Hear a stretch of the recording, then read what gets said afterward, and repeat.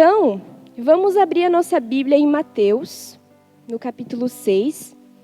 A gente vai ler alguns versículos aqui nesse capítulo e a gente vai ler durante a mensagem mais alguns outros e esses mesmos também.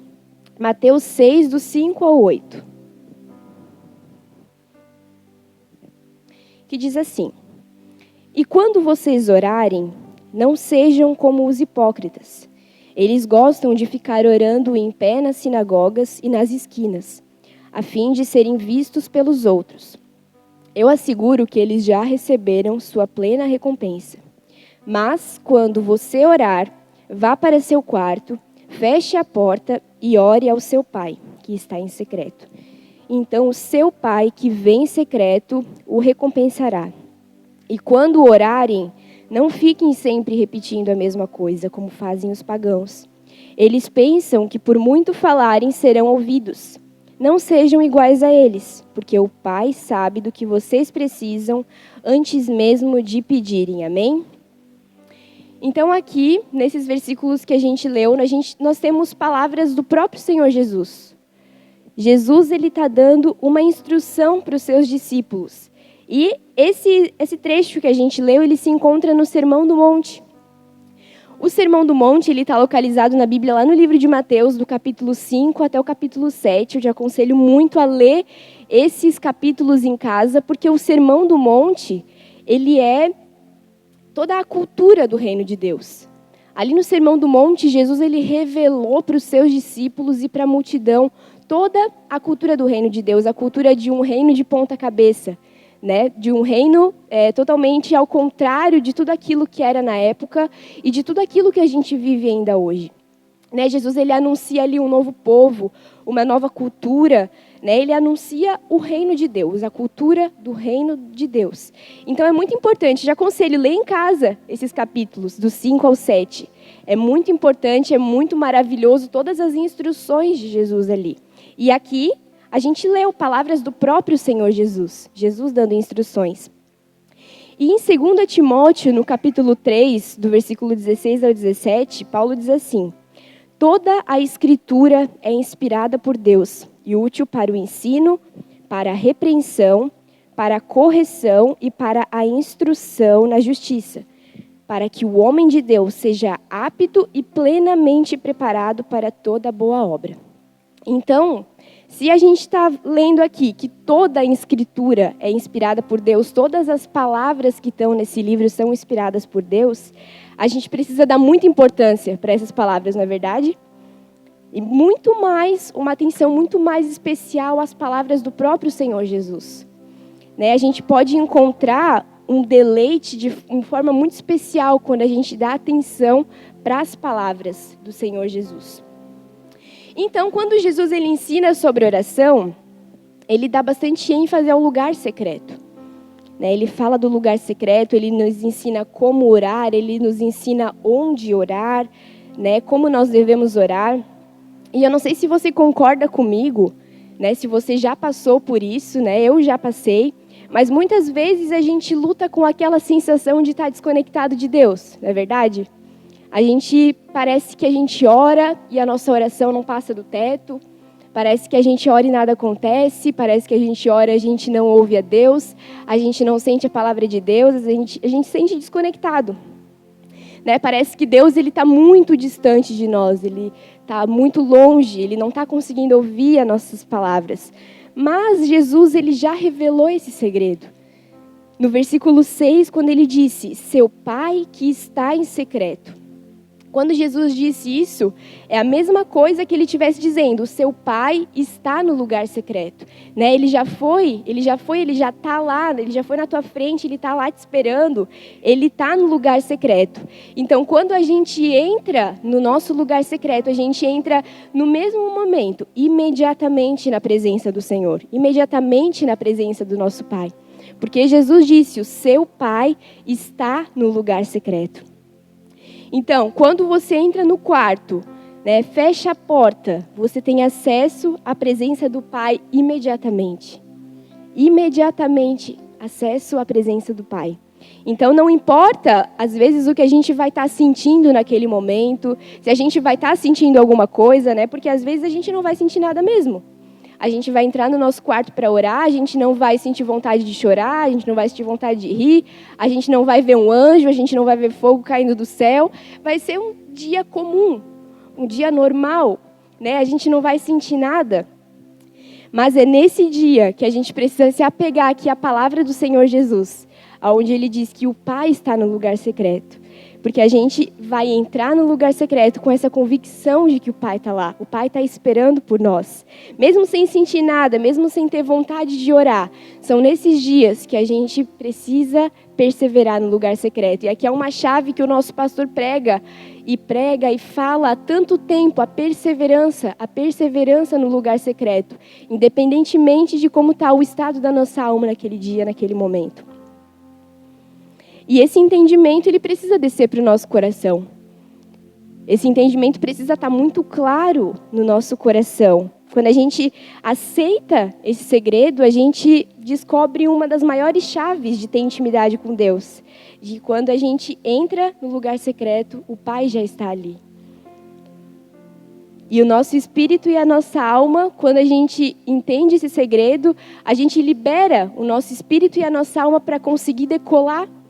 Então, a gente não vai mais se sentir estagnado, a gente não vai mais se sentir preso, como se a gente patinasse e não saísse do lugar, como se a gente orasse e nada acontecesse, né?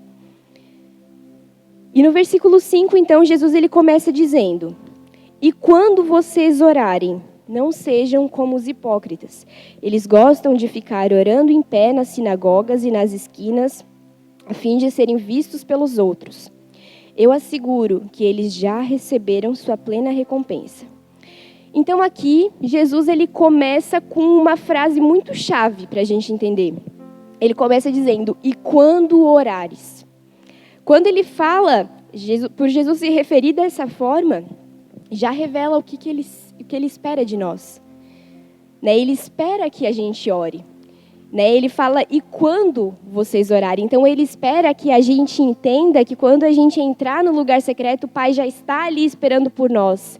Então, ele fala: "E quando vocês orarem?" Se ele não tivesse querendo dizer isso, ele ia dizer: por acaso, quando vocês tiverem um tempo, quando a vida estiver bem tranquila, não estiver muito corrido, quando estiver tudo numa paz, aí beleza, vai lá, ora, eu vou estar lá esperando. Mas não, ele não fala assim, ele fala: "E quando vocês orarem?" Ele espera que a gente ora, ele espera uma resposta nossa a ele de oração. E aqui, né, onde a gente leu no Sermão do Monte, onde Jesus ele revela a cultura do reino de Deus, a cultura do reino dos céus. Ele revela o primeiro ponto aqui da nossa mensagem, que é que a oração ela precisa ser uma prioridade na nossa vida. Por Jesus se referir dessa maneira, "E quando vocês orarem", ele revela que a oração ela precisa ser uma prioridade na vida de todo cristão nascido de novo. E eu sei, gente, que a maioria de nós aqui tem uma vida muito corrida, né? A gente tem muitos afazeres, a gente trabalha, a gente tem casa, a gente tem família, a gente serve na igreja, a gente está sempre envolvido com coisas na igreja. E muitas vezes essas coisas elas vão e nos envolvem de tal maneira que a gente acaba deixando a oração não ser uma prioridade na nossa vida. A gente acaba deixando de lado e a oração acaba não sendo mais uma prioridade. E se a gente tratar a nossa vida, a nossa rotina de uma forma, deixa a vida me levar, né, vou fazer de qualquer jeito, a gente vai chegar no final do dia, a gente já vai ter feito tudo aquilo que precisava e a gente não vai ter tempo de orar. A gente não vai achar um momento para orar. E a oração ela vai ficando por último. Né? No final do dia, você já vai estar cansado, já vai ter trabalhado o dia, durante todo o dia, já vai ter feito todos os teus afazeres, você já não vai mais ter energia para orar. Né? Então, o que a gente pode fazer? Eu falo de algo que eu faço para mim e funciona. Faça uma agenda, coloque as prioridades, aquilo que você precisa fazer durante o seu dia e coloque a oração no topo. Naquele horário que você vai estar mais acordado, vai estar mais disposto, vai ter mais concentração, coloca a oração nesse momento. porque é só dessa maneira que ela vai se tornar uma prioridade. Né? Muita gente diz assim, eu oro quando eu estou dirigindo, quando eu estou indo para o meu trabalho, eu oro quando eu estou lavando a louça, quando eu estou limpando a casa, e sim, isso é muito legal. Né? A pastora até falou ontem à noite, é muito importante isso, a gente orar nesses momentos. Mas a gente precisa ter um momento onde a nossa atenção vai estar totalmente voltada à presença do Senhor. Onde a gente não vai ter distrações, onde a gente não vai ficar preocupado com os afazeres. Depois, naquele momento, a oração ela precisa ser uma prioridade na nossa vida, amém? No versículo 5, então, ele continua dizendo: não sejam como os hipócritas. Eles gostam de ficar orando em pé nas sinagogas, a fim de serem vistos pelos outros. Eu lhes asseguro que eles já receberam sua plena recompensa. E aqui a palavra hipócrita, ela remete a um intérprete, a um ator, a um artista, né? E olha só que interessante como que é esse versículo na versão da Bíblia, a Mensagem. Diz assim, Mateus 5, na versão a Mensagem. E quando forem à presença de Deus, também não façam disso uma produção teatral. Essa gente que faz da oração um show, está buscando estrelato. Vocês acham que Deus está no camarote apreciando o espetáculo? Olha só que forte, como essa versão aqui retrata. A nossa vida de oração, além de ela ser uma prioridade, além de ela estar no topo lá do nosso dia, dos nossos afazeres importantes, aqui a gente entra no segundo ponto, ela precisa ser verdadeira. Ela não pode ser de aparência, né? Ela precisa ser uma vida íntegra.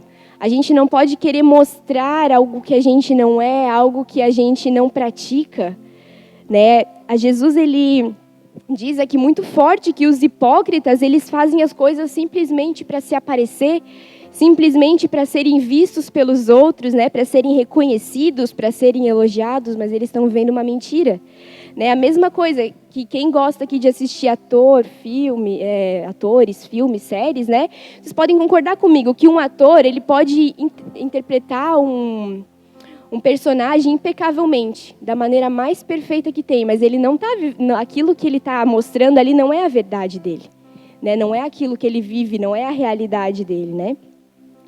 E muitas vezes a gente acaba se enganando a nós mesmos, né? A gente acaba levando, né, uma vida de aparência, fazendo as coisas para os outros nos verem, para os outros nos aplaudirem, para os outros nos reconhecerem, né? E lá no fundo, Jesus nos conhece, né? Ele sabe como que a gente é.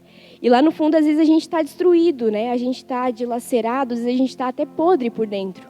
Mas está mostrando uma vida de aparência. E Mateus, no capítulo 23, o 27 e o 28, Jesus ele adverte muito forte os fariseus hipócritas. Ele diz assim: ai de vocês, mestres da lei e fariseus hipócritas. Vocês são como sepulcros caiados, bonitos por fora, mas estão cheios de ossos e de todo tipo de imundície. Assim são vocês, por fora parecem justos ao povo, mas por dentro estão cheios de hipocrisia e maldade. Olha só. Para Jesus, gente, não adianta a gente se esconder. Não adianta para Jesus a gente querer passar uma maquiagem, a gente querer mostrar algo que não é. Para os outros, às vezes, a gente vai até enganar, mas para Deus, não adianta. Né? O Senhor, Ele vê o nosso coração. E por isso que a gente precisa buscar com que a nossa vida de oração ela seja verdadeira, ela seja sincera. Né? Quando a gente faz as coisas simplesmente para ser vistos e reconhecidos pelos outros, Jesus ele fala que a gente já recebeu a recompensa. Porque se a minha motivação é em fazer algo para que o César me elogie, me reconheça, me aplauda, a minha recompensa já está ali, eu já recebi a recompensa que eu buscava. Mas a recompensa mais importante, a recompensa mais especial que eu poderia receber, que é a recompensa do Pai, a recompensa de Deus, eu não vou estar recebendo, porque o meu coração não está nisso. E Jesus, a gente não tem nem noção, mas Jesus ele tem gloriosas riquezas para nós. Ele pode recompensar a gente com essas gloriosas riquezas que Ele possui, para quando a gente tem uma vida verdadeira, íntegra e sincera diante dEle. No versículo 6 de Mateus, Jesus diz: então o seu Pai que vê no secreto o recompensará. É a recompensa do Pai que nos vê em secreto, que nos vê no nosso lugar de oração. Efésios 3, do 16 ao 19, Paulo diz os versículos maravilhosos que a gente ora, e a gente ora muito aqui na escola de oração, esse versículo que diz assim: ore para que com as suas gloriosas riquezas, ele os fortaleça no íntimo do seu ser com poder, por meio do seu Espírito, para que Cristo habite em seus corações mediante a fé. E oro para que vocês, arraigados e alicerçados em amor, possam juntamente com todos os santos compreender a largura, o comprimento, a altura e a profundidade, e conhecer o amor de Cristo, que excede todo entendimento, para que vocês sejam cheios de toda a plenitude de Deus. Então, o Senhor, Ele tem gloriosas riquezas para nós. Ele tem uma vida cheia de toda a plenitude de Deus para nós, de toda a perfeição que Ele tem para nós. Por isso que a gente precisa, mais do que tudo, em primeiro lugar, preparar um momento, preparar um ambiente para que a oração seja a prioridade da nossa vida e fazer dela um momento sincero, um momento verdadeiro. E aí no versículo 6 ele continua dizendo: mas quando você orar, vá para o seu quarto, feche a porta e ore ao seu Pai que está no secreto. Então o seu Pai que vê no secreto o recompensará. E esse mesmo versículo na versão A Mensagem diz assim: é assim que quero que vocês façam. Encontrem um local tranquilo e isolado, de modo que não sejam tentados a interpretar diante de Deus. Apenas fiquem lá, tão simples e honestamente quando conseguirem. Deste modo, o centro da atenção será Deus, não vocês, e vocês começarão a perceber a sua graça. Então aqui a gente entra no terceiro ponto aqui da mensagem. A nossa oração, primeiro ponto, ela precisa ser uma prioridade. Segundo, ela precisa ser verdadeira. E terceiro, ela precisa ser secreta. Quando Jesus ele usa essa palavra quarto aqui, né, mas quando você orar, vá para seu quarto. No grego, essa palavra quarto, ela é tameion, é essa palavra no grego, que significa despensa, significa depósito, né, um quarto interno. E as casas antigamente, elas tinham despensa, né? Quem aqui lembra das casas que tinham despensa, que tinham um depósito, né? E hoje em dia não tem mais, né? Mas antigamente era muito comum as casas serem assim. E quando chega a visita em casa, eu falo por mim e pelo Du, a gente tem costume de levar a visita em todos os cômodos da casa. E falar, olha só, aqui é o quarto, aqui é a sala, é a cozinha, aqui é a lavanderia, né? Mostra ali, leva a visita de cômodo em cômodo e vai mostrando a casa, né? Mas se eu tivesse uma despensa na minha casa, eu não ia levar a visita lá, né? Se eu tivesse uma despensa, eu não ia levar. Porque a despensa, ela é um lugar mais íntimo, onde só entra as pessoas que moram naquela casa, onde só entra a família. Né? Ela é um lugar mais reservado, né? Porque naquele lugar ali é onde eu vou olhar e vou ver. Ah, mas está faltando na minha despensa arroz, está faltando na minha despensa café.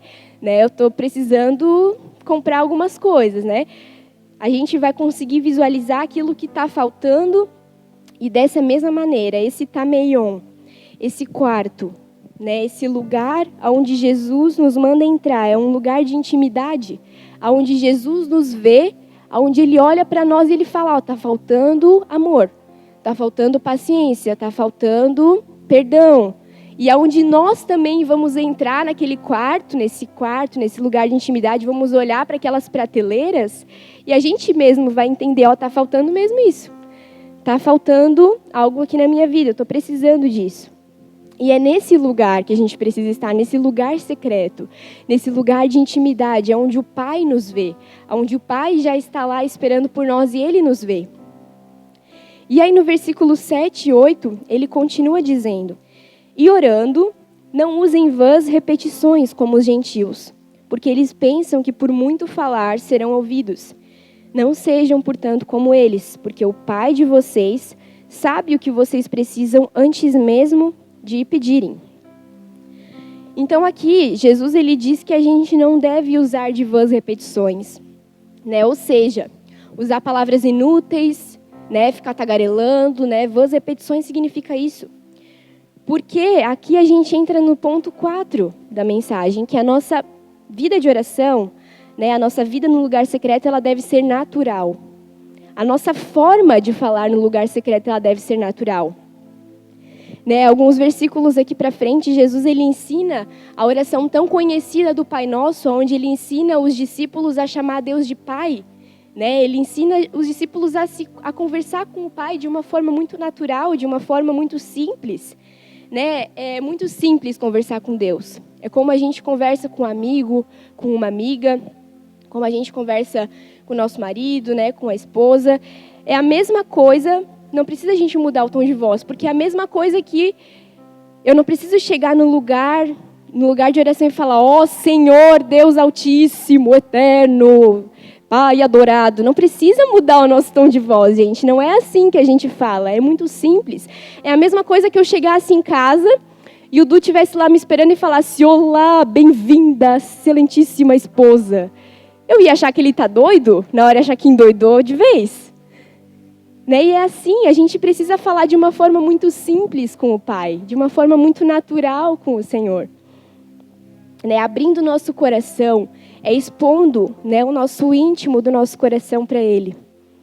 E aqui na igreja, nos nossos momentos de oração, na escola de oração, a gente costuma usar um método muito maravilhoso para a oração, né? O ACAS. Não é uma regra, não é um método a ser seguido à risca, mas é algo que nos ensina a ter uma prática da oração e ser constante nisso. Né, o ACAS ele é um acróstico, né, ACAS, e ali nesse acróstico a gente tem alguns pontos de oração onde a gente pode seguir orando. Então o acróstico, né, o ACAS, ele começa com a letra A de adoração. Então nesse momento, né, esse acróstico, já quero falar antes, ele pode nos ajudar se você é uma das pessoas que às vezes entra no teu quarto para orar, ora 5 minutos e já falou tudo aquilo que tinha para falar para Deus e já não sabe mais o que orar e já começa a agradecer pelos pecados e começa a abençoar Jesus. Se você é uma dessas pessoas que não sabe mais orar mais do que 5 minutos, o ACAS ele vai te ajudar demais. Porque daí ele começa com a letra A de adoração. E aí, nesse momento, quem toca um violão, quem toca um teclado, né? Nesse momento, gente, é um momento que você pode tocar para Deus, né? Que você pode cantar para Deus, né? Se você não toca nenhum instrumento, coloca ali uma playlist de louvor, coloca louvores de adoração, louvores onde são louvores cristocêntricos, aonde você vai olhar para Deus, vai adorar Ele, vai falar palavras a Ele. Né, nesse momento, abre a tua Bíblia lá no livro de Salmos e ora os salmos. Tem tantos salmos declarando a beleza de Deus, declarando a majestade de Deus, declarando a grandiosidade de Deus. Fala palavras de adoração a Deus. Né, nesse momento de adoração, dedica uma meia hora. Se você é uma pessoa que ora 1 hora, dedica meia hora desse tempo só para adoração. Porque quando a gente está ali adorando, a gente está vendo, a gente está contemplando quem Deus é. E tem uma canção que diz que quando a gente contempla a Deus, a gente se torna mais parecido com Ele. Então, por isso que a gente precisa dedicar mais tempo de adoração. Adorando a Deus, declarando palavras para Ele, falando: Senhor, eu te amo, Senhor, Tu és lindo, Senhor, Tu és exaltado. Vai declarando palavras de adoração, vai dizendo palavras para Ele. Quando tu não souber mais o que falar, canta junto às canções, canta junto aquelas frases de adoração a Ele. Né? Você vai ver que essa meia hora ela vai passar tão rápido que tu não vai mais querer que termine, porque é um momento maravilhoso. E aí, passando, né, esse momento de adoração, vem o C de confissão. E aí que a gente pensa, né, mas estava tão bom falar dele, agora eu vou ter que falar de mim.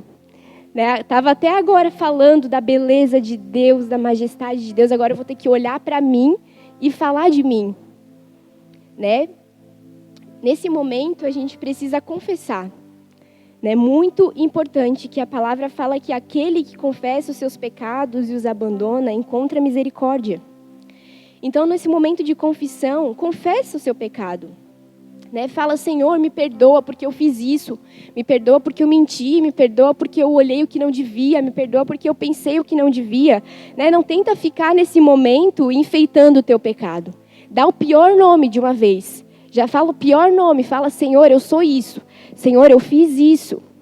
Né? E esse momento de confissão, você vai estar ali, né, confessando, pedindo perdão para Deus, e ele não precisa terminar para baixo. Né? O momento de confissão, ele não termina como se tu estivesse lá no fundo do poço, mas ele termina alegre, ele tem que terminar feliz, porque daí vem o A de ação de graças, no próxima letra do acróstico, que aí você vai começar a agradecer a Deus pelo perdão dele, vai começar a agradecer a Deus pela tua família, vai começar a agradecer a Deus porque ele não desiste de você, porque ele te deu uma família, te deu uma casa, ele te deu tudo aquilo que você precisa, né? Nesse momento você vai começar a olhar para dentro da tua casa e aí tu vai pensar, Deus, obrigada por essa geladeira, obrigada por esse sofá, obrigada por cada coisa da minha casa que o Senhor me deu, que o Senhor me presenteou, que o Senhor me abençoou, né? E às vezes, quando você vai começar a orar nesse momento, parece que a tua vida está um caos, parece que não está nada certo. Mas quando tu começa a agradecer a Deus, aí você vai começar a ver que a tua vida, na verdade, não está tão ruim assim. Na verdade, está muito melhor do que você merece. Né? Porque a gente começa a olhar para tudo aquilo que nós temos, para tudo aquilo que Deus nos deu com gratidão. E por fim, vem o S de súplicas. E aí, nesse momento, que a gente vai pedir as coisas para o Senhor. Perceba que até agora a gente não pediu nada. A gente só adorou, a gente pediu perdão e a gente agradeceu. Mas a gente não pediu, Senhor, eu preciso de um carro. Senhor, eu preciso de uma roupa nova. A gente não pediu nada disso ainda para o Senhor. Mas nesse momento de súplicas, é que você pode pedir, Senhor, eu estou precisando de tal coisa. E a gente pode orar ao Pai nesse momento em nome de Jesus. Porque o Pai, Ele sabe do que nós precisamos. E nesse momento de súplicas também, a gente pode interceder. Então, nesse momento, você que gosta de interceder, não só você que gosta, mas nós todos precisamos interceder. A gente intercede nesse momento pela igreja, intercede pelo teu GC, intercede pelos teus discípulos, pelo teu setor, intercede pela tua família, né, pelos teus filhos, intercede pelo teu marido, intercede por todas as causas que você quer interceder, por todas as causas que você quer orar. Nesse momento, a gente tem essa liberdade. E dessa maneira vai passar 1 hora da tua oração e você vai ver que passou 1 hora e ainda tinha muito mais coisa para falar. Ainda tinha muito mais o que orar, ainda tinha muito mais o que agradecer. Né? E dessa maneira, nós vamos crescendo em oração. Dessa maneira, a gente vai amadurecendo no Senhor. Né? Muitas vezes a gente chega aqui no domingo, a gente vive uma vida de domingo em domingo. E a gente chega aqui no domingo, tem a abertura do culto, passa um louvor, a gente está ali disperso, de olho aberto, olhando para o lado. Né? A gente não consegue fechar o olho, não consegue se concentrar e falar com Deus. Passa o segundo louvor, passa o terceiro louvor, passa o quarto louvor, tu está ficando animado, aí vem a palavra, né? A palavra fala contigo, acaba o culto, tu está lá em cima, mas aí o culto acabou de terminar, né? Tá na hora de ir para casa. Mas se você praticar isso daqui durante todos os dias da tua semana, eu tenho certeza que o culto não vai nem ter começado. Tu já vai estar aqui aleluiado, pulando, feliz, cantando, batendo palma, né? Orando, falando com Deus durante o culto, intercedendo, indo orar pelas pessoas. Né? Tu não vai mais estar estagnado, não vai mais estar parado, patirando e não saindo do lugar. Nessa maneira, a gente vai crescendo em sabedoria e em conhecimento de Deus. A gente vai saindo da imaturidade e entrando na maturidade, porque a oração vai nos fazer amadurecer. Né? E essa jornada, ela precisa de perseverança. Não é uma jornada fácil. Não é 1000 maravilhas, né? É uma jornada que precisa de perseverança, porque vai ter aqueles dias que você não vai querer orar, né? Que você vai estar cansado, que a única coisa que você gostaria de fazer naquele dia era de dormir meia hora a mais, era de deitar no sofá e assistir televisão, era de pegar e fazer qualquer outra coisa, mas é nesses dias que a gente precisa lembrar que a oração é uma prioridade na nossa vida. A gente precisa lembrar nesse dia que o Senhor, Ele está nos esperando no lugar secreto. E que nós não somos crianças, a gente não é uma pessoa imatura que vai deixar Deus lá esperando. A gente vai ir até o encontro de Deus. A gente vai ir até a presença dele nesse dia. E para a gente finalizar, o louvor pode subir já? Quando a gente constrói a nossa vida com base na intimidade com Deus, né? A base da nossa vida é a intimidade com Deus, um relacionamento com Deus a partir desse lugar secreto, a gente vai estar edificando a nossa casa sobre a rocha. Né? A gente vai estar afirmando os nossos alicerces, né? Os alicerces da nossa vida, os fundamentos, no lugar certo. Né? Isso aqui não é só a minha opinião, não é só o que eu acho, mas é um ensinamento claro de Jesus. Né, os princípios que Jesus ele ensinou no Sermão do Monte, do capítulo 5 ao 7 de Mateus, ele deu de uma só vez. Ele falou de uma só vez todos esses princípios. E aí no capítulo 7, no final do Sermão do Monte, no versículo 24 ao 27, Jesus ele diz qual que é a pedra fundamental do relacionamento com ele. Vamos ler lá no capítulo 7, versículo 24 ao 27. Diz assim: todo aquele, pois, que ouve estas minhas palavras e as pratica, será comparado a um homem prudente que construiu a sua casa sobre a rocha. Caiu a chuva, transbordaram os rios, sopraram os ventos e bateram com força contra aquela casa, e ela não desabou, porque tinha sido construída sobre a rocha. E todo aquele que ouve estas minhas palavras e não as pratica, será comparado a um homem insensato que construiu a sua casa sobre areia. Caiu a chuva, transbordaram os rios, sopraram os ventos e bateram com força contra aquela casa, e ela desabou, sendo grande a sua ruína. Nesses dias a gente fez uma dinâmica no GC que falava sobre isso. Né? Que tanto para quem tem a casa construída sobre a areia, tanto para quem tem a casa construída sobre a rocha, a tempestade vai vir. A tempestade vai vir para essas duas pessoas, mas a diferença está que naquela que construiu sobre a rocha, a casa não vai cair. Pode vir a tempestade que vier, a tempestade forte que vier, a casa não vai cair. Né? Jesus está ensinando aqui que se a gente ouvir e praticar o que ele ensinou, a gente vai estar construindo os nossos alicerces, os nossos fundamentos, né, para nossa alicerces e fundamentos para a nossa vida que vão resistir às piores tempestades que podem vir. Né? E com certeza as tempestades virão. Isso é uma certeza que a gente tem, que as tempestades elas vão vir. Mas nesse momento a gente precisa ter esses alicerces bem firmados, né, bem fundamentados para resistir às tempestades. E um dos elementos essenciais desse alicerce é manter intacta uma vida de intimidade com Deus. É quando a gente mantém intocável a nossa vida de intimidade com Deus. Ninguém toca, ninguém me tira desse momento. Ninguém mexe aqui nesse horário. E quando a gente pratica, né, esses ensinamentos de Jesus, tão maravilhosos, tão preciosos, a gente vai estar equipado, vai estar firme, vai estar fortalecido para se manter firmes e inabaláveis em meio às grandes tempestades da vida. Amém?